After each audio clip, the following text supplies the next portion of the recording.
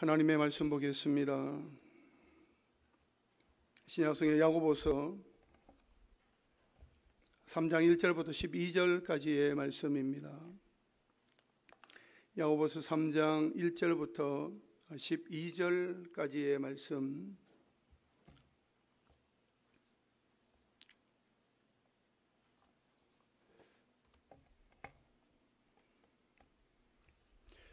야고보서 3장 1절부터 12절까지의 말씀 찾으신 분들은 아멘 하시기 바랍니다.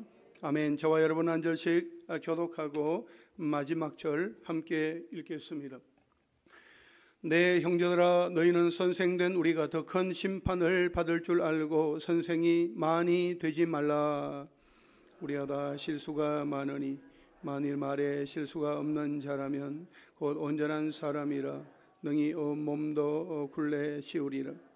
우리가 말들의 입에 재갈 물리는 것은 우리에게 순종하게 하려고 그 온 몸을 제어하는 것이라. 또 배를 보라. 그렇게 크고 광풍이 밀려가는 것들을 지극히 작은 키로서 서공의 뜻대로 운행하나니 이와 같이 혀도 작은 지체로 돼 큰 것을 자랑하도다. 보라, 얼마나 작은 불이 얼마나 많은 나무를 태우는가. 혀는 곧 불이요 불의의 세계라. 혀는 우리 지체 중에서 온몸을 더럽히고 삶의 수레바퀴를 불살라나니 그 사르는 것이 지옥 불에서 나느니라.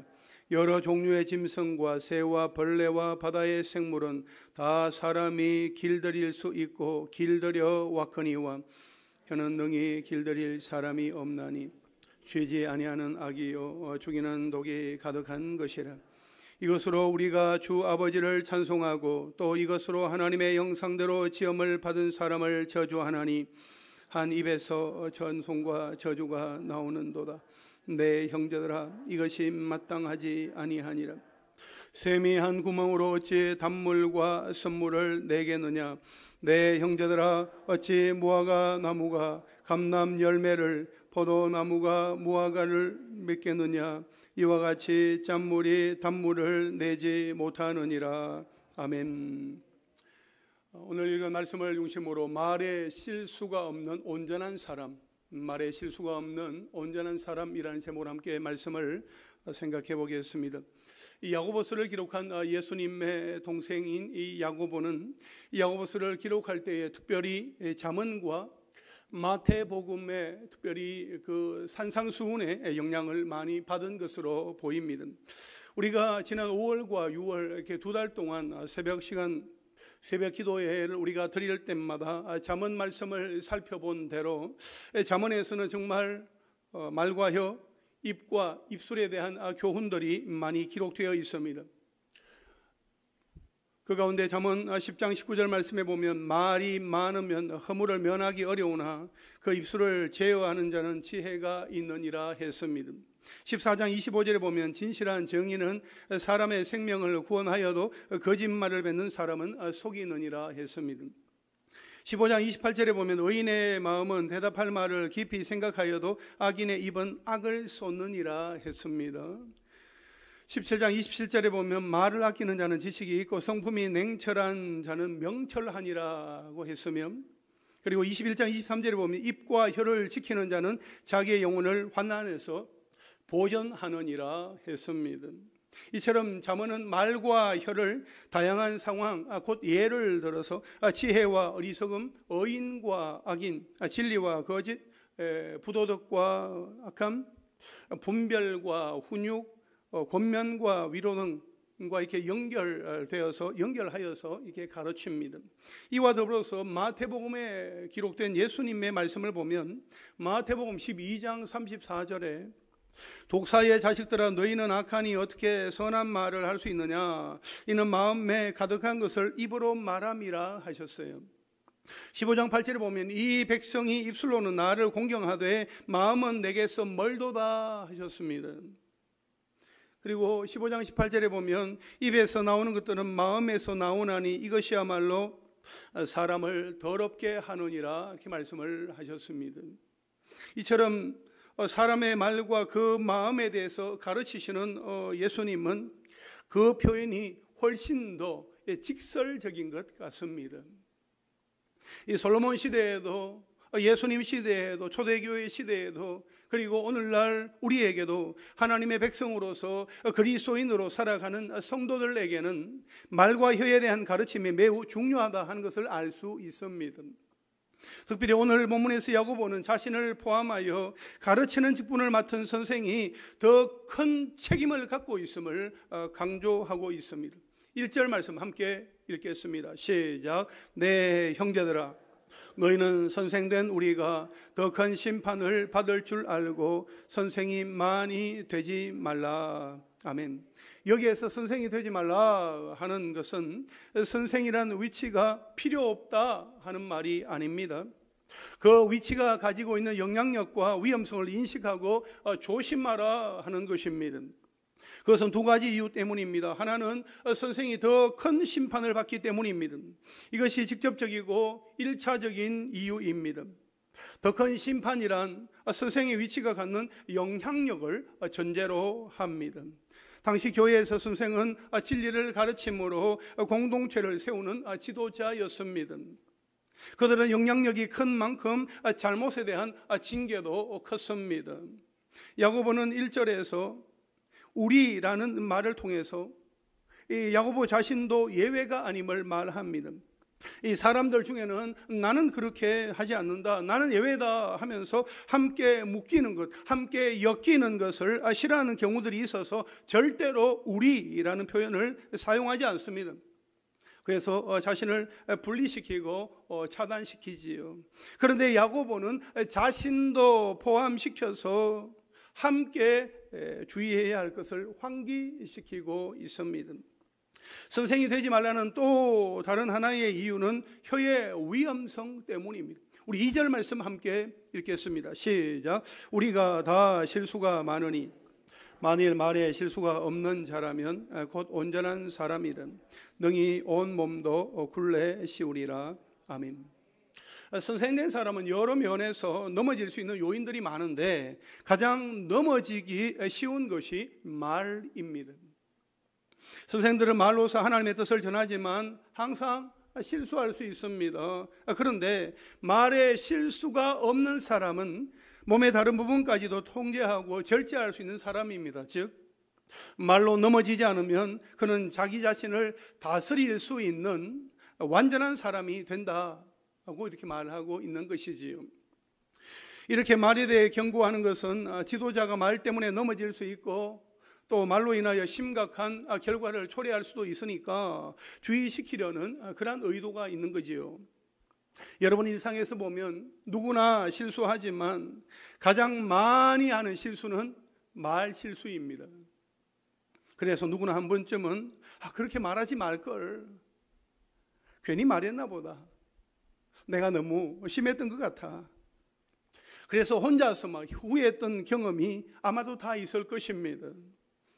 그래도 이런 경우는 양호합니다. 사실 흔히 말하는 자신은 잘 모릅니다. 주위 사람들은 마음이 불편하고 무안하기도 하고 때로는 상처받는데도 정작 자신은 정확하게 이야기하는 스타일이라고, 뒤끝없다 그렇게 말하고 할 말은 해야 한다면서 다 말하곤 하지요. 사실 부끄럽지만 제 이야기입니다. 그러니까 오늘 말씀을 들으면서 그 누군가를 떠올리지 마시고 이건 내 이야기다, 나를 향한 말씀이다, 그렇게 생각하시고 우리 각자에게, 우리 자신에게 적용하시면 좋겠습니다. 흔히 말 실수는 가장 많이 일어나지만 또한 매우 치명적이라 할 수 있습니다. 말 한마디가 사람을 죽일 수도 있고 살릴 수도 있습니다.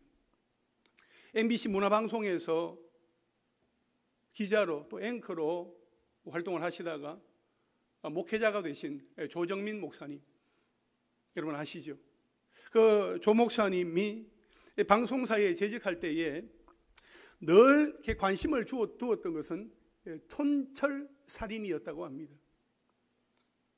한마디의 쇠가 한치의 쇠로 사람을 죽인다는 뜻으로 간단한 짧은 말로 어떤 일의 급소를 공격함으로써 사람들 감동시킨다는 그런 의미가 들어있는 말이죠.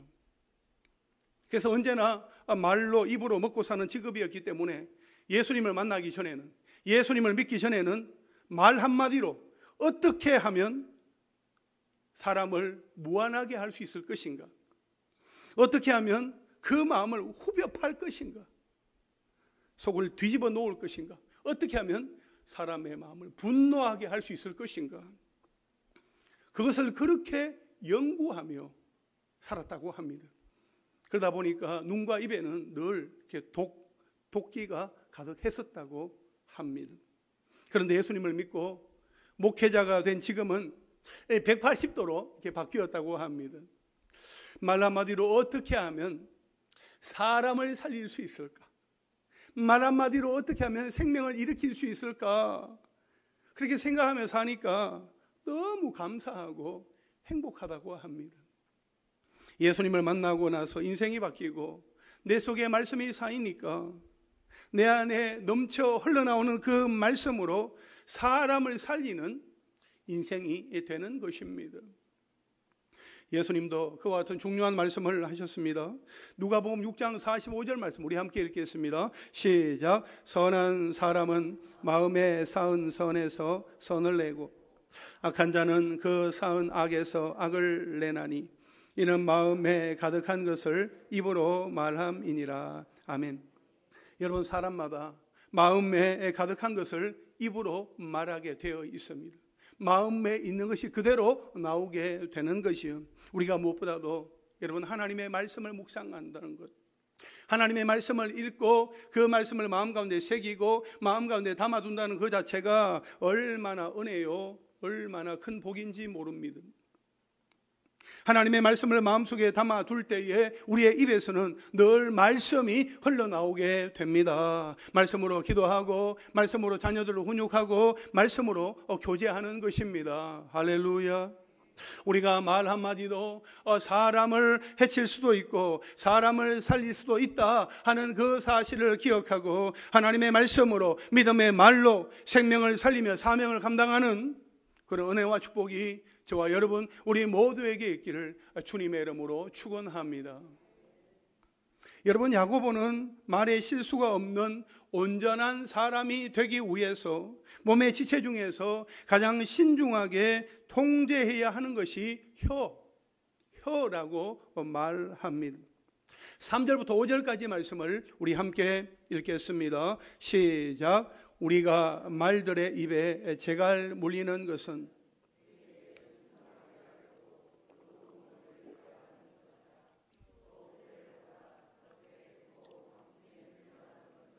지극히 작은 키로서 사공의 뜻대로 운행하나니 이와 같이 혀도 작은 지체로 돼 큰 것을 자랑하도다. 보라, 얼마나 작은 불이 얼마나 많은 나무를 태우는가. 아멘. 여러분, 이 말씀에서 야고보는 이 혀를 어디에 비유했습니까? 말의 재갈, 배의 기, 작은 불, 이 세 가지에 비유하고 있는 것을 볼 수 있습니다. 여러분, 이것들의 공통점은 작지만 그 영향력은 매우 크고 절대적이다 하는 것입니다. 이처럼 혀는 우리 몸에서 작은 지체이지만 그 영향력은 매우 큽니다. 말들의 입에는 재갈을 물립니다. 재갈은 작지만 그것으로 말을 길들이고 또 말의 방향을 제어하지요. 배에는 키가 있습니다. 키는 작지만 그 작은 키를 가지고 큰 배를 선장의 뜻대로 이제 운행을 하지요. 이처럼 혀는 인생의 방향을 움직이는 키와 같습니다. 특히 작은 불이 얼마나 큰 불을 일으키고 피해를 줍니까? 작은 불이 많은 나무를 태우듯이 부정적인 혀의 사용은 우리 자신의 삶과 타인의 삶을 파괴합니다. 하나님 나라와 우리 개인의 삶을 공격하는 사탄의 가장 큰 무기는 바로 혀입니다. 6절 말씀에 혀는 곧 불이요 불의의 세계라. 혀는 우리 지체 중에서 온몸을 더럽히고 삶의 수레바퀴를 불사르나니, 이렇게 말씀을 하고 있습니다. 우리 지체 중에서 우리의 몸을 불사르는 것은 혀입니다. 혀를 잘못 사용하면 지옥불을 끌어다가 쓰는 것과 같다는 것입니다. 얼마나 무서운 말씀입니까? 그래서 이 불과 같은 혀를 길들이기가 쉽지 않습니다. 8절에 보면 혀는 능히 길들일 사람이 없나니 쉬지 아니하는 악이요 죽이는 독이 가득한 것이라 했습니다. 인간은 여러 종류의 짐승과 생물을 다스릴 수 있지만 정작 자신의 혀는 길들이지 못합니다. 온갖 죄의 파괴적인 결과를 가져오며 누군가의 마음에 치명적인 상처를 평생토록 남기게 하지요. 길들여지지 않은 이 혀의 가장 큰 특징은 한 입으로 찬송을 하고 저주도 하는 것입니다. 여러분 9절부터 12절까지 말씀을 우리 함께 읽겠습니다. 시작. 이것으로 우리가 주 아버지를 찬송하고 또 이것으로 하나님의 형상대로 지음을 받은 사람을 저주하나니 한 입에서 찬송과 저주가 나오는도다. 형제들, 이것이 마땅하지 아니하니라. 샘이 한 구멍으로 어찌 단물과 선물을 내겠느냐. 내 형제들아, 어찌 무화과 나무가 감람 열매를 포도나무가 무화과를 맺겠느냐. 이와 같이 짠물이 단물을 내지 못하느니라. 아멘.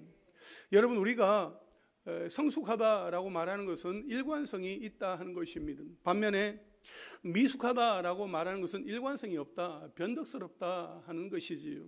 한 입으로 말을 할 수 있는데 두 말 하는 것이 문제입니다. 여기서 입으로 하나님께 감사하고 찬송한다 하는 것을 보면 이것은 믿지 않는 사람들의 모습을 말하는 것이 아니라 이 믿는 성도들의 이야기라는 것입니다. 하나님을 믿는다고 하면서, 그래서 찬송을 하면서도 그 입으로 하나님의 형상대로 지음받은 다른 지체들을 저주하기도 하는 이 성도들의 모습을 야고보는 정확하게 지적하고 있습니다. 여러분, 혀는 선한 말과 악한 말을 낼 수 있습니다. 하지만 결코 당연한 일이 아닙니다. 샘의 한 구멍에서 단물과 선물이 나올 수 없듯이 성도는 입으로 하나님을 찬송하는 동시에 지체를 저주하는 그런 말을 할 수 없습니다. 그리고 각각 그 열매로 나무를 알게 되는 것처럼 나의 말이 어떤 사람인지를 증명하게 되는 것입니다. 내 속에 쉬지 않는 악과 죽이는 독이 있음을 하나님 앞에서 회개하는 것이야말로 샘 근원이 깨끗해지며 온전한 말을 사용하게 되는 지름길입니다. 사랑하는 성도 여러분, 여러분이 날마다 하나님을 찬송하고 있음을 누가 알고 있습니까? 하나님이 아시고 여러분 자신이 알고 사탄이 알고 있습니다. 그런데 하나님을 찬송하던 그 입술로 돌아서서 다른 지체를 저주한다면 어떻게 되겠습니까? 여러분, 이중 플레이는 안 됩니다. 지금 나의 입술은 어떻게 사용하고 있습니까? 성령께서 쓰시는 입술입니까? 아니면 사탄이 사용하도록 무방비로 허용해줘 버린 입술입니까? 우리의 관심은 늘 하나님 앞에 써 있는 나는 누구인가 하는 것입니다. 나는 누구인가 하는 것은 어떻게 알 수 있습니까? 내가 혀를 어떻게 사용하며 어떤 말을 하는지 보면 알 수 있습니다. 내 말로 무엇을 창조하는지가 곧 나입니다. 만일 내 말로 하나님을 찬송하기도 하고 또 지체를 저주하기도 한다면 나는 하나님과 상관없는 사람입니다. 그 찬송은 위선이고 진짜가 아니에요. 열매가 나무를 증명하듯이 내 말이 나를 증명합니다. 좋은 말을 쏟아내기 위해서 애쓰는 것보다 더 중요한 것은 좋은 나무가 되는 것입니다. 하나님께 접붙임을 받는 나무가 되는 겁니다. 8절 상반절에 보면 혀는 능히 길들일 사람이 없나니, 이 말씀처럼 좋을 때는 한없이 좋은 사람처럼 사랑과 칭찬의 말을 하고, 나쁠 때는 인정사정 없는 사람처럼 비방과 저주의 말을 하는, 죽이는 독이 가득한 나의 혀를 누가 길들일 수 있겠습니까? 바로 혀를 만드신 하나님만이 나의 혀를 길들일 수 있는 유일한 분이십니다. 성난 짐승처럼 한번 변한 혀를 다시 길들이는 일은 우리의 힘으로 안 됩니다. 우리가 우리 자신의 주인이 되지 않고 하나님을 주인으로 삼아 그분의 말씀과 성령의 역사와 공동체의 돌봄을 통해서 새로운 피조물로 거듭날수록 우리의 혀도 주인이신 하나님의 뜻대로 길들여지게 되는 것입니다. 이제 말씀을 정리하겠습니다. 혀는 혀 그 자체의 문제만은 아닙니다. 그것은 그 말을 하는 사람의 문제입니다. 나무의 열매보다 중요한 것은 나무 그 자체이며 샘의 물보다 더 중요한 것은 샘 그 자체입니다. 여러분 돌아보십시오. 혀의 주인이 내 자신이고 내 욕심에 따라 이끌리고 있는지, 아니면 혀의 주인이 하나님이시고 하나님의 말씀 따라 이끌리고 있는지 살펴보아야 합니다. 지도자가 혀를 사용할 때는 원리가 있습니다. 선생은 영향력이 아주 크기 때문에 늘 조심해야 할 위치에 있습니다. 지도자는 어떤 면에서 넘어질 요소가 많은데 특히 혀를 조심해야 합니다. 우리 몸에서 혀는 비록 작지만 잘못 사용하면 엄청난 파괴력을 가져옵니다. 사람은 혀로 자신을 하나님처럼 높이며 스스로를 자랑합니다. 혀는 온몸을 더럽히고 한 사람의 인생을 송두리째 불살을 수 있습니다. 그러므로 성도는 하나님이 자신의 입에 파수꾼을 세워주시고 그 자신의 입술의 문을 지켜주시기를 기도하면서 말에 유의해야 합니다. 말 한마디 한마디 조심하며 말을 할 수 있어야 됩니다. 여러분 꼭 기억하시기를 바랍니다. 말에 실수가 없는 온전한 사람이 되기를 사모하며 날마다 하나님의 말씀과 성령으로 충만하여 내 안에 흘러넘치는 은혜의 말, 사랑의 말, 축복의 말, 성령의 말을 통해서 이웃을 살리고 가정을 살리고 교회를 살리는 저와 여러분 우리 모두가 될 수 있기를 주님의 이름으로 축원합니다.